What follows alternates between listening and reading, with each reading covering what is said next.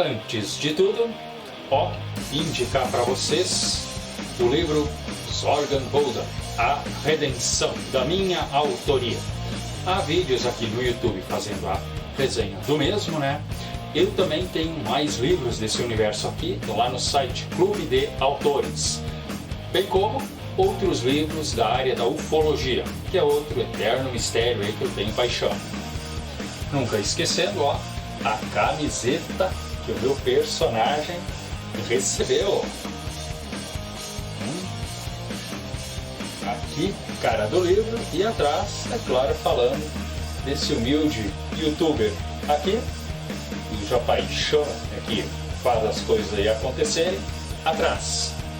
Portanto, prestigie aí meu canal e conheça o universo de Zorganboden. Sou o João Dantas, canal Universo das Telas. Esse vídeo aqui vai se tratar sobre o ótimo e controverso disco Creatures of the Night, da banda Kiss, de 1982. A banda, inclusive, fechava 10 anos de existência. Seria a turnê Creatures of the Night, que seria a turnê de aniversário. Inclusive, ali, a bateria teve um tremendo incremento, onde eles colocaram um baita aparato como se fosse um tanque de guerra, inclusive dando seus disparos. Foi uma fase difícil, gente, porque a banda, desde 77, quando fez a Live 2, colocou ali o disco Dynasty, posterior Unmasked e depois o conceitual The Elder. E foram 3 trabalhos, gente, muito questionados, fracos tanto de público, de venda e de crítica. Pois a banda já estava se questionando, será que não era hora de retirar a maquiagem? Esta não seria a grande mudança necessária, mas parece que o Gene Simmons não estava certo ainda, se eles já deviam retirar a sua maquiagem e partir para uma área que a princípio o grupo nunca esteve, que foi sem essa conhecidíssima indumentária. Apesar de, na minha opinião, esse aqui é o melhor disco da banda, como eles viajam por vários tipos de estilos, está recheado para mim de clássicos. Claro, puxo um pouco pessoalmente, porque assim que eu assisti o vídeo I Love It Loud, explodiu a minha cabeça e a música passou a fazer parte da minha vida. Até então, curti um pouco aí de música pop, mas aqui mais do que nunca, o som pesado veio. Posterior, é claro, adquiri graças a um amigo que trouxe de Porto Alegre, 40 quilômetros aqui de Novo Hamburgo, aonde eu moro, trouxe o disco dizendo que a capa daquele disco, de fato, os caras estão com os olhos brilhando, como no final do clipe I Love It Loud, que se tornou aí um grande sucesso. Trouxe para cá e mergulhei de cabeça. Antes dele, eu tinha comprado a minha primeira fita cassete, que foi do disco Love Gun. Eu achei que esse era o disco que tinha a música I Love It Loud, Mas eu tenho, adianto para vocês aí, uma playlist da banda, repleta aí de curiosidades e até com as camisas aí que eu andei comprando aí, dos discos aí que eu mais gosto.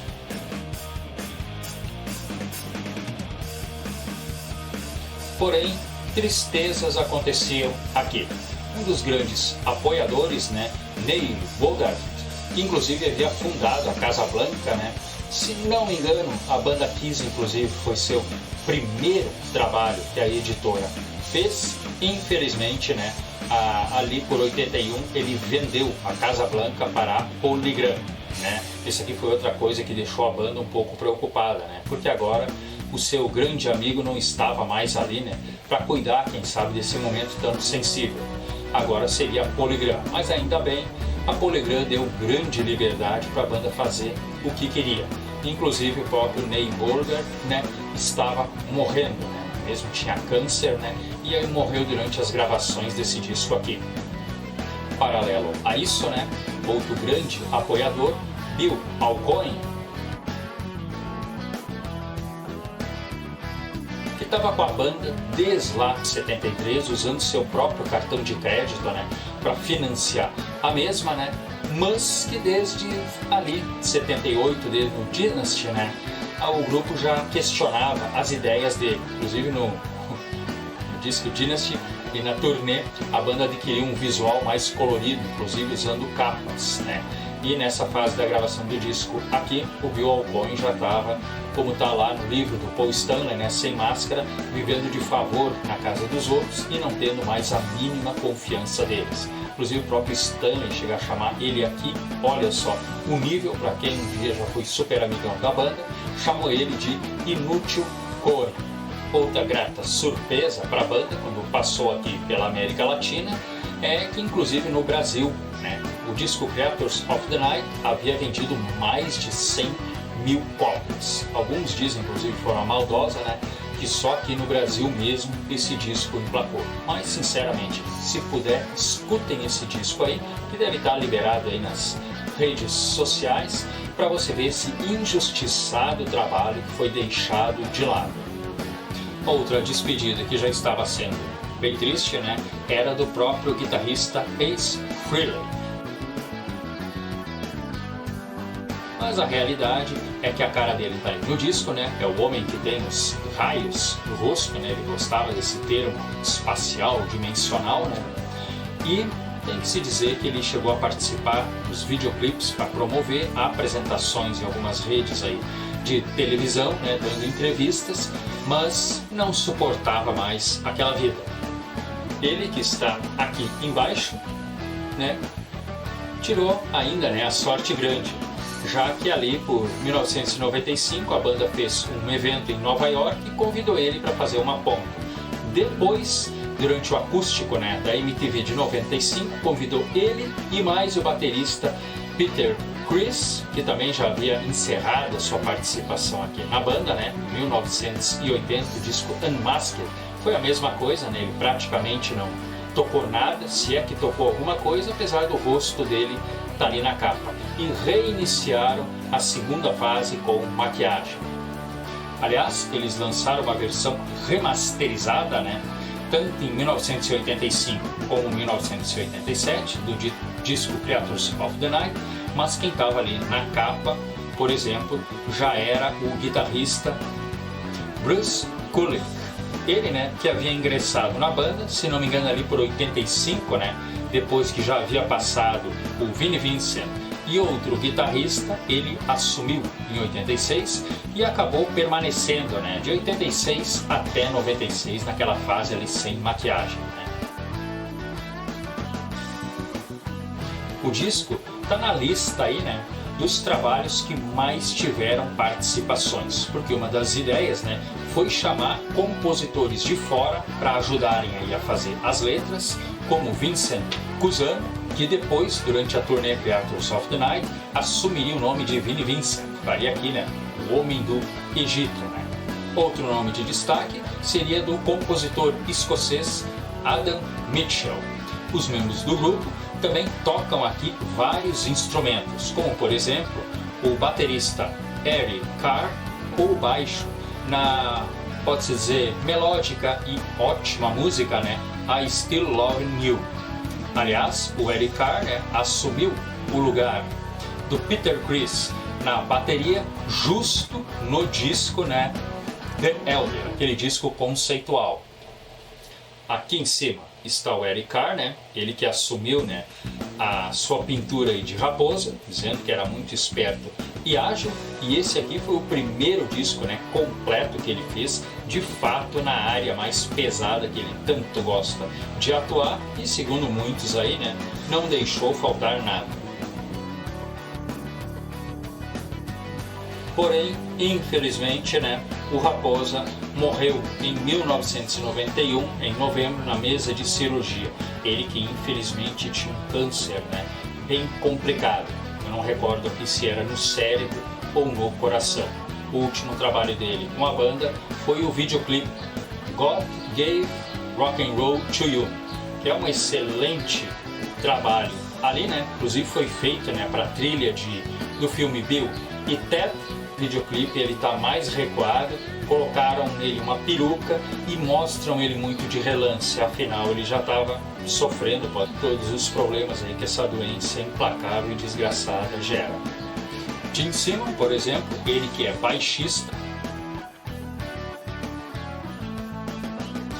tocou tocou guitarra na música Killer e War Machine. Também tem outro recorde, né? A quantidade de músicos, né, que tocaram ali a guitarra, né, que, se não me engano, é a guitarra solo, né, que o Ace Frehley praticava. É uma dúzia de nomes, gente, 15 nomes. Uns dizem que eles tocaram as músicas só para fazer teste, e outro que eles tocaram as músicas foram editadas por debaixo. Eu posso dizer aqui que o Ed Van Halen está citado aí nesse grupo, né, que esteve lá no estúdio com a banda, né. Outro nome seria o Slash, que o próprio Paul Stanley indicou. Futuramente esse Slash seria guitarrista, né, do Guns N' Roses, mas chegaram à conclusão que a galera ali da banda já estava com seus 30 e poucos anos. E ter o Slash ali, que na época tinha 15 anos, mas já mostrava um excelente trabalho, ia ficar um pouquinho desconexo, né? Essa é a situação, e ele acabou não sendo escolhido. E o próprio Adam Mitchell, né, que participou aqui de algumas letras aí, como eu citei, parece que também passou pelo seu teste. Sem falar o Bob Kulick, ele que toma nada cá, estava sempre participando aí da banda. Porém, foi o irmão dele, né, que acabou sendo indicado pelo próprio Bob, lá em meados dos anos 80, o Bruce Kulick, né, para fazer parte integral da banda. O baterista Eric Carr tinha mostrado muita pegada, né? Porém, contrataram 2 engenheiros de som para cuidar especialmente do som da bateria. Alguns dizem, inclusive, que todas as sons de bateria que temos ali dele foram gravadas em um banheiro, né? Para dar um pouco mais ainda de impacto, né? A música, por exemplo, I Love It Loud e Creatures of the Night é o que mais se comenta por aí. Mas uns dizem que não, todas elas foram gravadas em um banheiro. E tem que reconhecer, gente, a paulada ali tá com um som ali que ecoa muito mais. Problemas sempre existiam, né? Tanto que o próprio Stanley reclama lá no livro dele, Sem Máscaras, né? Que o Gene Simmons, né, desde que eles fizeram lá em meados dos anos 70 um filme, né, em que o Kiss era um grupo, né, de seres que vinham de outra dimensão, né, ele já notou que o Gene Simmons estava gostando muito, né, de conversar com as pessoas que faziam as gravações, iluminação. O Gene Simmons já estava mostrando uma certa adoração pelo mundo no cinema, né. Inclusive, ele acabou fazendo, né, papel nos filmes Run Away e Procurado, Vivo ou Morto, que inclusive é protagonizado por Rutger Hauer. Mas durante as gravações aqui de Creatures of the Night, o Gene Simmons quis fazer um favor para um dos amigos dele, né? E com isso trouxe literalmente um coral de crianças para participar das músicas, né? Inclusive, quando o Stanley chegou lá, as crianças já estavam lá, né? Quer dizer, mais do que nunca, o Stanley achava que ele ia mais partir para o mundo da música e do cinema do que de fato tentar planejar uma fase aí sem maquiagem. Outra informação que eu encontrei é que no refrão de I Love It Loud, eles pegaram sim uma grande quantidade de pessoas para fazer um coral. Como eu já disse antes, né, está registrado inclusive, né, muitos presentes que eles ganharam aqui na América Latina, né, já que eles vieram para cá, né, ali mais ou menos por meados aí de 1983, tendo receios, já que toda aquela obscuridade, posso passar para vocês, né, de ditadura deixou eles assustados, mas se impressionaram em geral com a grande organização, né, que acabaram encontrando. Aqui no Brasil, por exemplo, né, eles se apresentam 18 de junho no Maracanã, Rio de Janeiro, óbvio, onde chegou a ter um nível de público aí de 240 mil pessoas. Apesar da banda dizer, né, que mais da metade acabou entrando de graça, né, que arrombaram portões e vieram adentro. Mas não deixou de dizer um tremendo de um início do fim deles aqui, né, terminar pelo menos com um gigantesco público aí enlouquecido por eles.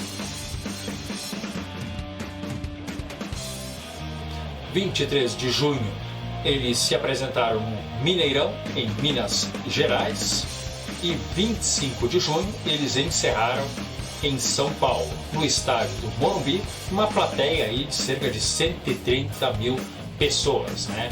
Pode-se dizer que São Paulo, a princípio, seria outro lugar na agenda deles, né, que eles queriam encerrar mesmo, no Maracanã, Rio de Janeiro, mas devido aí às fortes chuvas que estavam acontecendo em São Paulo acabou ficando por último. E dizem alguns, inclusive, né, que depois o público pediu tanto para eles retornarem ao palco e fazerem mais aquelas 2, 3 músicas, o chamado bis, e foi feito, algo que é raríssimo a banda ter o costume de fazer. Mas está registrado aí, né, enormes públicos aí no currículo deles. E esses públicos recordes, né, acabaram sendo registrados, né, aqui pelo público brasileiro. Morumbi acabou também sendo palco, né, do último show que a banda fez na primeira fase de maquiagem. Pois, em 96, eles retornariam a esse padrão, ficando com ele, né, até a aposentadoria definitiva da banda, que foi ali 2023, né, há 2 anos atrás. Claro que chegou a ter uma turnê de despedida, se não me falha a memória, foi em 2001, porém a banda pelo jeito acabou repensando e voltou mais 20 anos. Algumas pessoas que foram comprar direto o disco, né, já que o vídeo I Love It Loud deixou a banda muito, né, pode ser conhecida, mas na época eram outros tempos, né, gente? Tinha a MTV, mas ainda não estava totalmente, né, engrenada aqui no Brasil. E o vídeo em si havia passado 1 vez, 2 vezes aí, em horários de repente não muito comerciais, né, fazendo o pessoal não conseguir assistir direito. Então eles não sabiam que no final de I Love It Loud a música termina e depois ela recomeça. Aliás, fica bem óbvio, né, que o que a banda queria ali naquele vídeo era de novo, né, atrair, né, toda uma juventude outra vez para as suas fileiras. Algo que está no videoclipe, mas que na realidade acabou não acontecendo. E com isso, o pessoal que escutou direto o disco, né, e escuta ali, né, o grito de guerra do refrão, some e depois ele retorna. Muitos pensaram que era um erro de fato do disco e foram até a loja e reclamar. Então, indicadíssimo aqui para vocês, Creatures of the Night. As minhas preferidas é I Love It Loud, Creatures of the Night, a balada I Still Lovin' You e a última música dela, né, a cavernosa War Machine. Muito obrigado por ter assistido esse vídeo aqui. Mergulhe na playlist que eu tenho aí da banda, né, e é claro, eu tenho outra playlist aqui, né, de história de outras bandas, né, bem como de eventos. Obrigado, dê o joinha, inscreva-se, compartilhe e vamos seguir juntos.